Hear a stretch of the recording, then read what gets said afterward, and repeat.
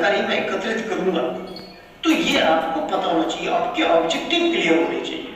अगर मैं पार्लर का काम कर रहा हूं तो मुझे पार्लर के ही बारे में जानकारी लेनी पड़ेगी, मैं कोई आगे चक्की के बारे में जानकारी तो लूंगा। तो आपके उद्देश्य आपको क्लियर होने चाहिए। दूसरा आता है वही कि सूचना को व्यवस्थित तरीके से एकत्रित करना। जब आप मार्केट में गए तो प्रॉपर तरीके से आपको सूचना को एकत्रित करना पड़ेगा। जब आप मशीनरी और इक्विपमेंट के बारे में जानकारी ले रहे हैं तो पूरी की पूरी मशीनरी जो उस इंटरप्राइजेस को सेटअप करने के लिए है, चाहे वो बड़ी मशीन है, छोटी मशीन है, चाहे आपके टूल किट्स है, तो जो भी मशीनरी और उपकरण आपको चाहिए तो वो पूरी जानकारी आप हासिल करेंगे। उसके बाद आपको लगता है कि फर्नीचर एंड फिक्सचर भी उसके लिए चाहिए, आपको एक काउंटर भी चाहिए, आपके पास एक चेयर टेबल भी होना चाहिए प्रॉपर से। तो ये जितनी है तो आपको सूचना व्यवस्थित तरीके से उन सभी जानकारी को हासिल करना पड़ेगा। अब आपको लगता है कि इसमें टीन शेड की जरूरत है तो उसमें कितना पैसा लगेगा टीन शेड बनाने में, तो उसकी भी जानकारी आपको लेनी पड़ेगी। फिर आपको ये भी देखना पड़ेगा कि कच्चा माल अगर आपको चाहिए तो कच्चा माल आपको आएगा कहाँ से, कच्चा माल कौन सप्लायर है, तो पूरी व्यवस्था सूचना की व्यवस्थित तरीके से एकत्रित करना। फिर उसके बाद आप रिकॉर्ड करेंगे, उस पूरे के पूरे डाटा को रिकॉर्ड करेंगे और लास्ट में जितना डाटा आपके पास आया उसका विश्लेषण करेंगे, उसकी व्याख्या करेंगे और देखेंगे कि जो जो आपके काम किए उसे फिल्टर करके उसको सब डाटा को फिल्टर कर देंगे और जितना भी आपका काम का डाटा है उसको आप फिर अपने बिजनेस प्लान में, उसको बिजनेस प्लान बनाने में उसको आप पूरा यूज करेंगे। तो ये बाजार सर्वेक्षण में हम जनरली करते हैं। अब बाजार सर्वेक्षण है क्या बेसिक, अगर हम इसकी डेफिनेशन की बात करें तो एक बाजार सर्वेक्षण एक तकनीक है, एक विधि है जिसके द्वारा एक उद्यमी अपने बिजनेस में होने वाले जोखिम को कम करता है। अब बात आती है बिजनेस में जोखिम है, बिजनेस में जोखिम रहेगा, ये आपको पता ही है। कोई भी बिजनेस ऐसा नहीं है जहां पे जोखिम नहीं रहता। तो जो भी आपके उसमें बिजनेस में जोखिम है उसको आप कम कर सकते हैं। आप क्वेश्चन आता है कम कैसे करेंगे, यहाँ पे आपको मैं उदाहरण देना चाहूंगा। एक कंस्ट्रक्शन एरिया है, वहाँ पे बहुत सारे लोग मजदूर लोग काम कर रहे हैं, बिल्डिंग है, बहुत सारे मजदूर लोग हैं, बिल्डिंगें बन रही है, वहाँ बच्चे भी खेल रहे हैं, बहुत गर्मी का टाइम है। एक आदमी को लगता है कि यहाँ पे अगर मैं आइसक्रीम में जाऊँ तो बिकेगी, क्योंकि वहाँ पे लोगों की जरूरत है, डिमांड है, लोगों को गर्मी लग रही है, अगर वहाँ आइसक्रीम ले जाएगा तो बिक जाएगी। तो ये लेके उसने एक अमूल के वहाँ पे वो जो होलसेल के पास जाता है, वहाँ से पूरे आपका 50 रुपये, 80 रुपये, 100 रुपये, 200 रुपये की आइसक्रीम लेके और मार्केट में उसी कंस्ट्रक्शन एरिया में चल गया। पर वहाँ पे क्या उसकी आइसक्रीम बिकेगी? उसकी आइसक्रीम नहीं बिकेगी। अगर वो अपना बिजनेस शुरू कर ले, क्योंकि वहाँ के लोग गरीब लोग हैं, मजदूर लोग हैं, तो वो इतना पे नहीं कर सकते कि वो 80 रुपये, 100 रुपये, 200 रुपये, 500 रुपये खर्च कर सके। तो वो जो अमूल के ब्रांडेड आइसक्रीम है जो वो नहीं बिक पाएगी, जिससे वो बिजनेस आपका वहीं पे कोलैप्स हो जाएगा, वहीं पे शुरू होने से पहले ही खत्म हो जाएगा। पर एक तरफ दूसरा आदमी मार्केट सर्वे करता है, वो देखता है कि उनकी जरूरत तो है पर उनकी जो पैसे खर्च करने की क्षमता है बहुत कम है। तो वो क्या करता है, वो फिर जाता है मार्केट में और वो वहाँ पे लोकल ब्रांड की आइसक्रीम लेता है जो 5 रुपये, 10 रुपये, 15 रुपये, 20 रुपये से ज़्यादा नहीं है, और फिर वो उस ट्रेनिंग को लेके वहाँ जाता है। अब आप बताइए वो बिकेगी? और वो बिल्कुल बिकेगी। तो इसीलिए हम लोग कह रहे हैं कि अगर आपने मार्केट सर्वे प्रॉपर करा है, आपने अगर मार्केट सर्वे करा है, आपने बाजार सर्वेक्षण बहुत अच्छी तरह से करा है और उसके हिसाब से अपने बिजनेस को सेटअप करा है, तो आपका जोखिम कम हो जाएगा। जोखिम तो है, पर आपने जितने भी वो थे आपने प्रॉपर मार्केट सर्वे करके ये तय कर लिया कि ये जो उसमें जोखिम हो रहा था उसको हम लोग कम कर सकते हैं। तो रिस्क फैक्टर आप कम करते हैं, अब आपकी प्रॉफिटेबिलिटी और लाभ जो है वो बढ़ सकता है। तो ये जो हम इसीलिए कह रहे हैं मार्केट से एक तकनीक है, विधि है, जिससे उद्यमी अपने बिजनेस में होने वाले जोखिम को कम करता है। अब बात आती है मार्केट सर्वे में, हम लोग बाजार सर्वेक्षण में हम लोग किस तरह से डाटा को ले सकते हैं। इसके दो स्रोत हैं, बाजार सर्वेक्षण के दो स्रोत हैं, एक हम प्राथमिक स्रोत बोलेंगे, एक हम माध्यमिक स्रोत बोलेंगे। प्राथमिक स्रोत का मतलब है कि जब आप डायरेक्टली किसी आदमी के पास जाते हो और उसी से इंफॉर्मेशन ले लेते हो। मान लीजिए आप कस्टमर से पूछते हो कि क्या ये जो आप प्रोडक्ट यूज कर रहे हो ये प्रोडक्ट आपको अच्छा लगता है, तो आप प्रोडक्ट सीधा ग्राहक के पास गए और ग्राहक से आपने जानकारी हासिल करी और उससे क्वेश्चन पूछे कि क्या आपको ये जो आप मैगी खा रहे हैं ये मैगी अच्छी है, टेस्टी होती है, ये यम्मी ज़्यादा टेस्टी है। अब जो भी आपको उत्तर दे रहा है, तो ये जो डाटा एकत्रित कर रहे हैं ये प्राथमिक डाटा कहलाएगा। और दूसरी तरफ वो डाटा जो आप ऑलरेडी कहीं पहले से प्रकाशित है, किसी रिपोर्ट में, पुस्तकों में, या कहीं आप उससे ले रहे हैं या आप नेट से ले रहे हैं, तो ये सब डाटा क्या कहलाता है? माध्यमिक डाटा क्या कहलाता जाता है। तो ये दूसरा तरीका है, इससे भी आप जानकारी हासिल कर सकते हैं। एक जरूर आपको जानकारी, सामान्य जानकारी इसके द्वारा भी मिल जाएगी कि एक बिजनेस को शुरू करना है तो आप किसी ऑलरेडी जिसने पहले से कोई रिपोर्ट, प्रोजेक्ट रिपोर्ट बनाई है, उसके थ्रू आप देख सकते हैं कि उसमें क्या क्या मशीनरी की इक्विपमेंट है। हो सकते हैं उसके प्राइस बहुत पुराने हो जब उसने लगाए हो, आज की डेट में वो मशीन महंगी भी हो सकती है, सस्ती भी हो सकती है और बहुत बेहतर भी हो सकती है, हाई कैपेसिटी ऐड की हो, नए नए उसमें टेक्नोलॉजी, अपडेटेड टेक्नोलॉजी उसमें हो, तो आपको एक आइडिया मिल जाएगा कि इस काम को शुरू करने के लिए हमें क्या। तो इसके लिए अब जब हम बाजार सर्वेक्षण करते हैं तो हमें दोनों तरफ से डाटा लेना चाहिए, पर प्राथमिक डाटा बहुत इंपॉर्टेंट है और वो ही वाइबल और फिजिबल रहता है। ये आपकी प्रोजेक्ट रिपोर्ट बनाने में बहुत मदद करेगा। तो आप ज्यादा, जब आप मशीनरी की कॉस्ट की बात कर रहे हैं, फर्नीचर की कॉस्ट की बात कर रहे हैं, रॉ मटेरियल की बात कर रहे हैं, बिजली का बिल कितना आ रहा है, तो ये प्राथमिक डाटा ही सूचना के तौर पे आप इकट्ठा करें। तो जितनी ज्यादा प्राथमिक डाटा इकट्ठा करेंगे आपका प्लान उतना ज्यादा रहेगा और वो फिजिबल और वाइबल रहेगा। अब बात आती है कि क्या प्रक्रिया है, क्या प्रोसेस है बाजार सर्वेक्षण करने का। तो ये 5 बिंदु प्रक्रिया है। अगर मुझसे आप बोले कि सर किस तरह से हम बाजार सर्वेक्षण करें, तो केवल मैं आपको कहूँगा 5 बिंदु है, उसे आपको ध्यान में रखना चाहिए जब कभी भी आप मार्केट सर्वे या बाजार सर्वेक्षण करें।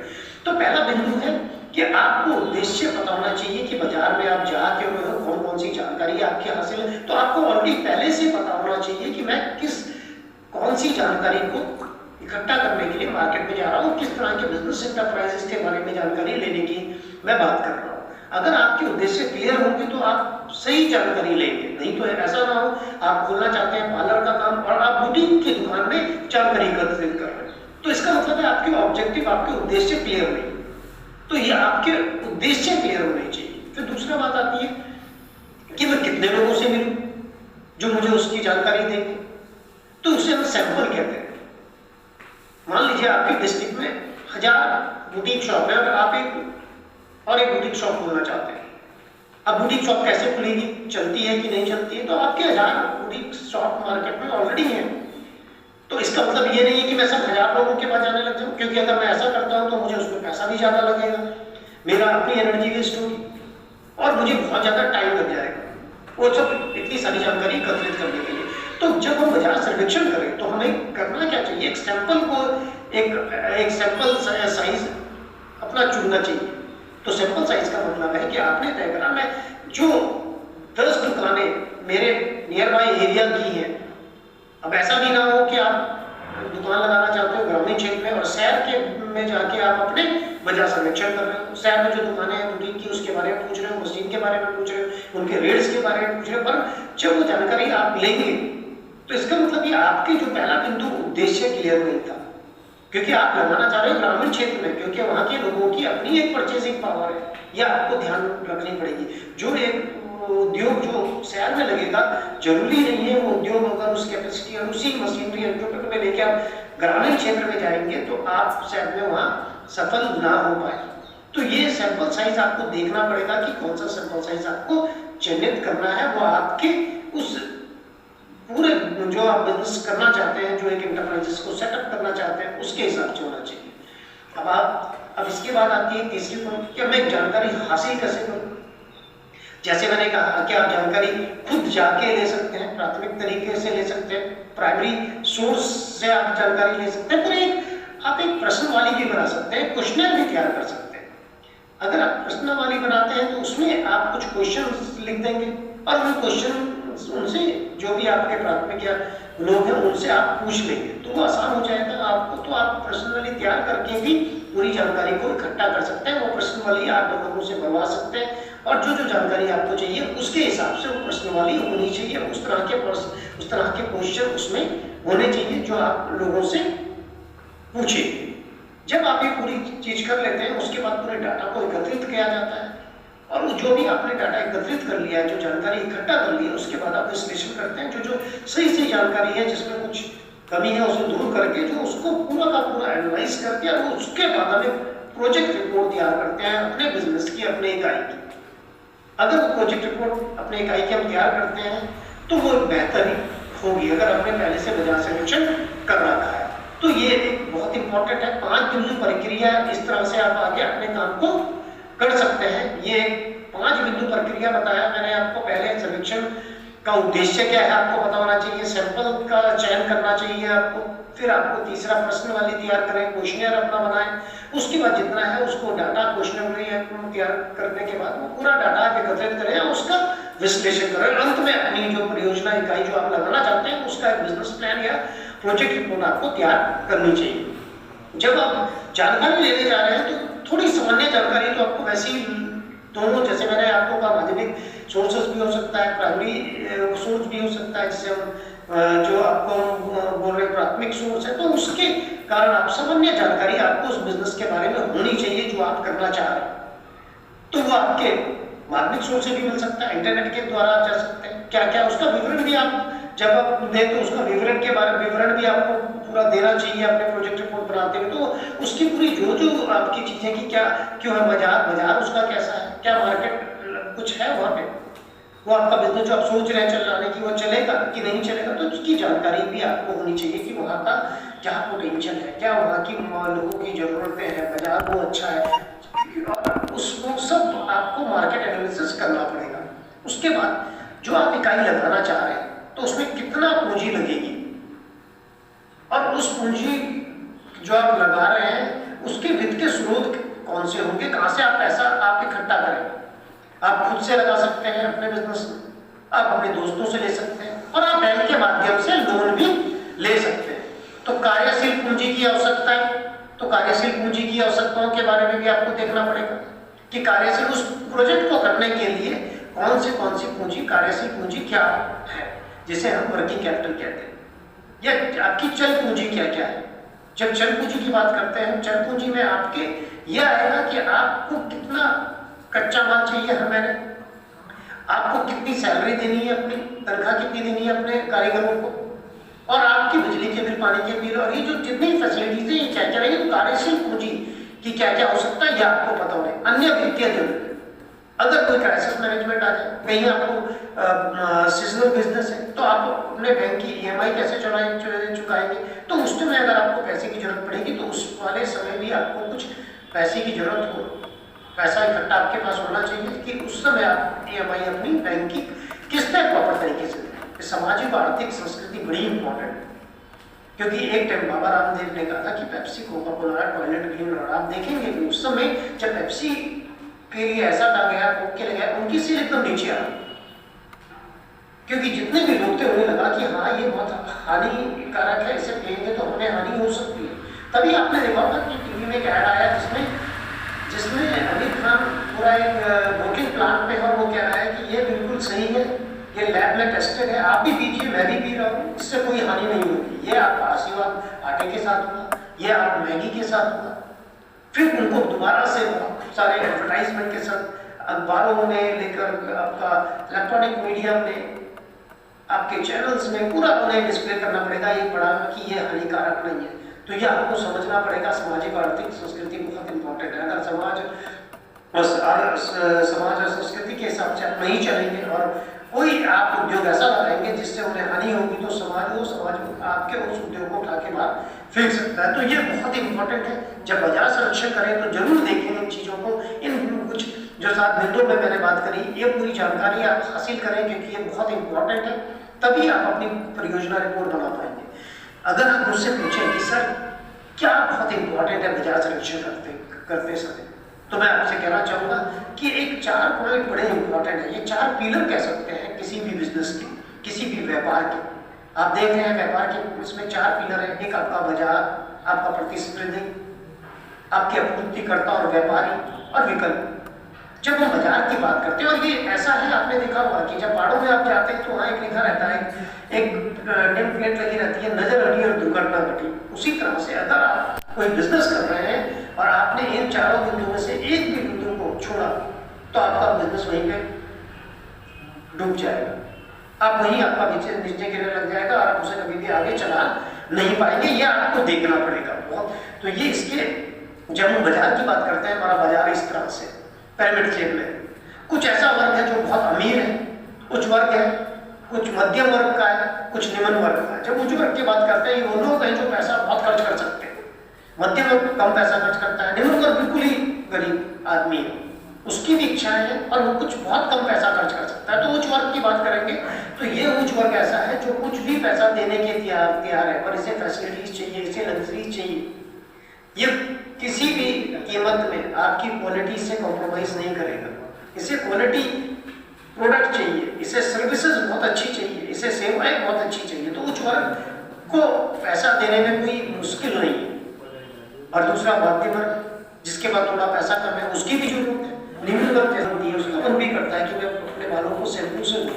आप देखिए मल्टीनेशनल कंपनी सनसिल्क हो, गार्नियर हो, ये पाउच में भी आते हैं और 1 रुपए का पाउच आपको मिल सकता है, क्योंकि उस निम्न वर्ग की जो पैसे खर्च करने की क्षमता है वो 1 रुपए तक ही है, तो वो भी उस प्रोडक्ट को ले सकता है। और ये जो निम्न वर्ग है बहुत बड़ा है, करोड़ों लोग यहाँ रहते हैं। तो सोचिए कि वो आदमी जो एक आदमी जिसने वो उद्योग लगाया है और वो सिर्फ निम्न वर्ग को टारगेट कर रहा है, तो इस निम्न वर्ग से भी वो करोड़ों रुपए कमा रहा है।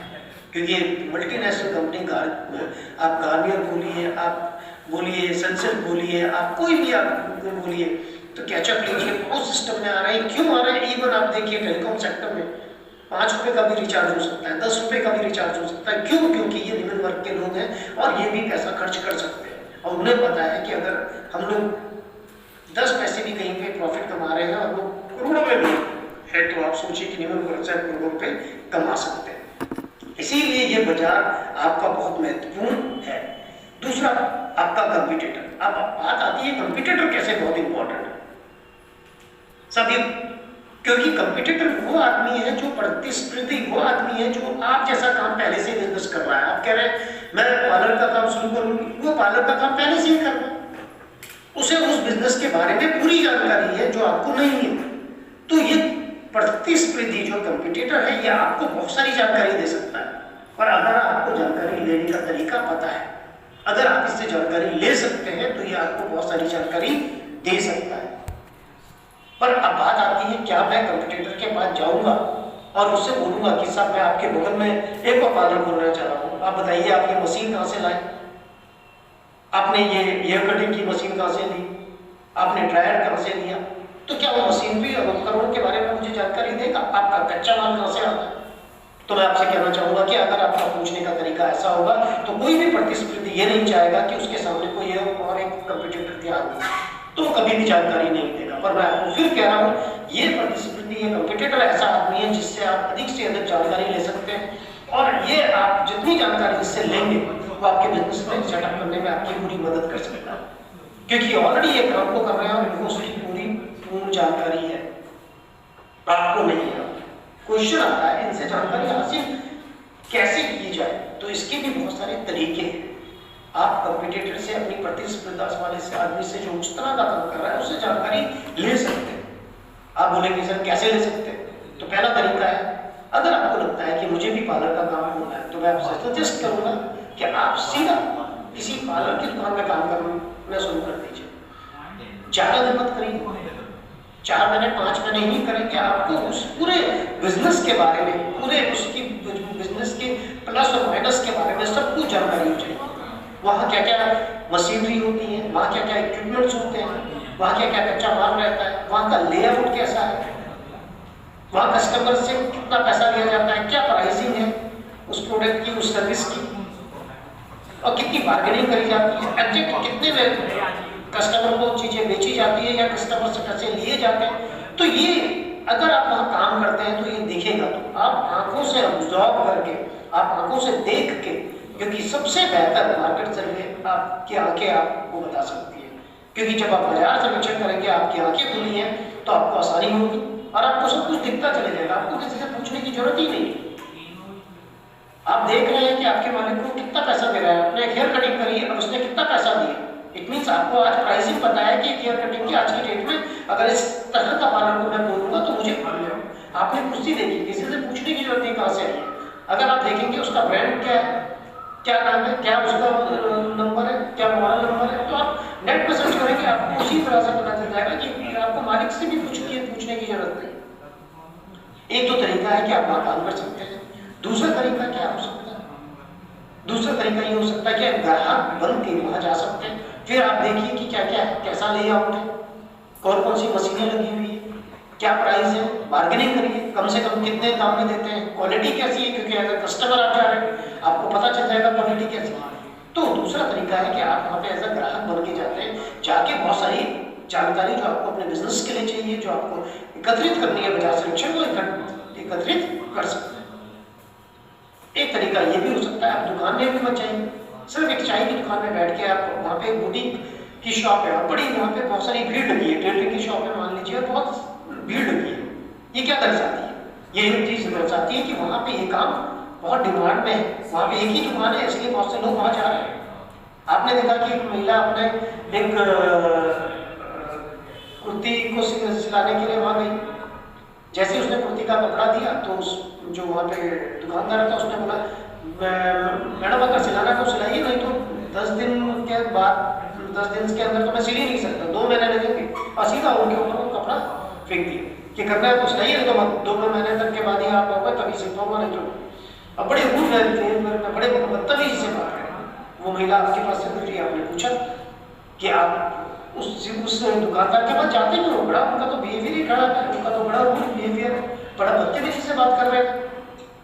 तब वो महिला कहती है कि नहीं सर, जो क्वालिटी है क्वालिटी बहुत अच्छी है, स्टिचिंग और जो उनकी वो है बहुत बढ़िया है, पैसा भी बहुत ज़्यादा नहीं लेते, कम लेते हैं, क्वालिटी भी बहुत अच्छी है। तो आपको पता चलता है कि क्वालिटी भी अच्छी है, प्राइस भी अच्छी है, कितना पैसा है, तो अपने कस्टमर से भी पूछ लें। तो इस तरह से बहुत सारे तरीके हो सकते हैं अपने प्रतिस्पर्धी से जानकारी लेके। अब बात आती है सप्लायर, बहुत इंपॉर्टेंट है। आपको पता चल गया कि मशीनरी ये है, ये मशीनरी एंड इक्विपमेंट आपको अपने बिजनेस के लिए चाहिए, ये कच्चा माल आपको चाहिए, ठीक है, इतने पैसे की आपको जरूरत है। बात आती है इसके सप्लायर कौन कौन होंगे।